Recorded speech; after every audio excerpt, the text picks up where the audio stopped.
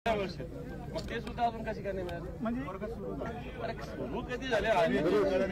गेल्या वर्षी आम्ही संपून गेलो, यंदा संपून गेलो. आता कर्ज किती डोक्यावर चढलं? आता माझ्यावर तर 7 लाख रुपये कर्ज गेलं गेल्या वर्षी. बरं आता हे पण सांगतात ना, आता गेल्या वेळेला आपण 2 लाखापर्यंत पीक कर्ज माफ केलं होतं. नाही, 1 रुपया नाही मिळाला साहेब मला. नाही नाही, आपण जे केलं होतं त्याच्या आधीच एक होतं ते 2 लाखापर्यंत पण तुमच्याकडे जास्त असेल आणि जे नियमित थांबा, एक मिनिट. जे नियमित कर्ज भरताना साहेब त्यांना 50,000 रुपये ते सुद्धा मला आलं नाही. आमचे 4 भाऊ आहे ना, कर्ज परत नियमित माझा 1 दिवस माझा पूर्ण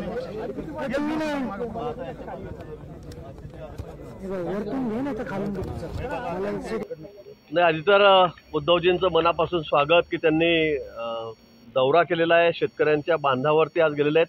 2 तास 2.5 तासाचा दौरा त्यांनी केला आणि ते परत मुंबईत आपल्या घरी आलेले आहेत. तर म्हणजे आपल्याला आठवत असेल 19 मध्ये ज्यावेळेला निवडणुका झाल्या आणि मधल्या काळामध्ये आपत्ती आलेली होती आणि त्यावेळेला त्यांनी शेतकऱ्यांच्या बांधावरतून एकदा सांगितलं होतं की हेक्टरी 50,000 रुपये मी तुम्हाला त्या ठिकाणी देईल सरकारमध्ये आल्यावर. आणि त्यानंतर ते मुख्यमंत्री झालेत. त्यांनी कुणाला 50,000 रुपये दिले हेक्टरी, कुणालाही त्यांनी 50,000 रुपये हेक्टरी त्या ठिकाणी दिले नाही. पण आज बांधावर जाऊन ते त्या ठिकाणी सांगतायत, सरकारवर टीका करतायत. पण आपण मुख्यमंत्री असताना आपण काय दिलं हे मात्र सांगत नाही. आता तुमच्यासमोर मी एक व्हिडिओ क्लिपच माझ्याजवळ आहे. शेतकऱ्यांना विचारलं, मी मुख्यमंत्री असताना 2 लाख रुपये दिले, तुम्हाला भेटले की नाही? मुख्यमंत्री म्हणजे 1 रुपया पण नाही भेटला. म्हणजे तुम्ही नियमित कर्ज भरत होतात का? म्हणजे माझे 4 भाऊ आहेत, त्यांना सुद्धा पैसे भेटले, 50 रुपये दिले, ते भेटले नाही. मला वाटतं नुसती फेकमफाक त्याची झाली आहे. म्हणजे हात दाखवून अवलक्षण शेतकऱ्यांना सगळ्या तुमच्या समोर विचारता मीडियासमोर आणि ते म्हणता मला 1 रुपया भेटला नाही. या 1 वर्षाच्या काळामध्ये, 1.25 वर्षाच्या काळामध्ये आम्ही जवळपास 12,000 कोटी रुपये शेतकऱ्यांना मदत त्या ठिकाणी केली. 2.5 वर्ष उद्धवजी होते. तुम्ही सांगा, तुम्ही किती मदत केली? काय केलं शेतकऱ्यांसाठी?